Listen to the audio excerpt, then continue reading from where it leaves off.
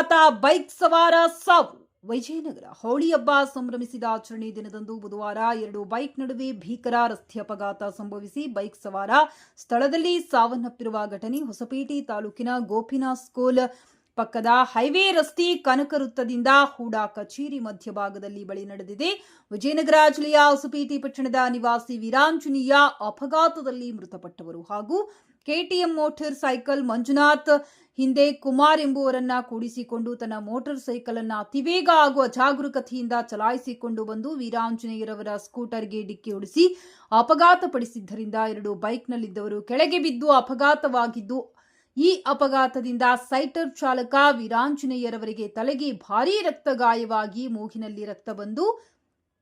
ಎಡಪಕ್ಕಿಗೆ ತೆರಚಿದ ಗಾಯವಾಗಿದ್ದು, ಅಪಘಾತಪಡಿಸಿದ ಮಂಜುನಾಥನಿಗೆ ಬಲಗಾಲಿಗೆ ರಕ್ತಗಾಯವಾಗಿದ್ದು, ಹಿಂದೆ ಕುಳಿತಿದ್ದ ಕುಮಾರ್ ಅವರಿಗೆ ತಲೆಗೆ ರಕ್ತಗಾಯವಾಗಿದ್ದು, ಈ ಅಪಘಾತದಿಂದ 2 ಮೋಟಾರ್ ಸೈಕಲ್ಗಳು ಜಖಂ ಆಗಿದ್ದು, ನಂತರ ಅಪಘಾತ ನೋಡಿದ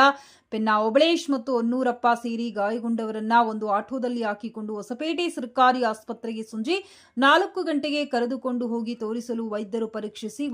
ವೀರಾಂಜನೇಯರವರು ದಾರಿ ಮಧ್ಯದಲ್ಲೇ ಮೃತಪಟ್ಟಿದ್ದಾರೆಂದು ತಿಳಿಸಿದ್ದರು. ಗಾಯಾಳುಗಳು ಆಸ್ಪತ್ರೆಯಲ್ಲಿ ಚಿಕಿತ್ಸೆ ಪಡೆಯುತ್ತಿದ್ದು, ದೂರದಾರರು ಅವರ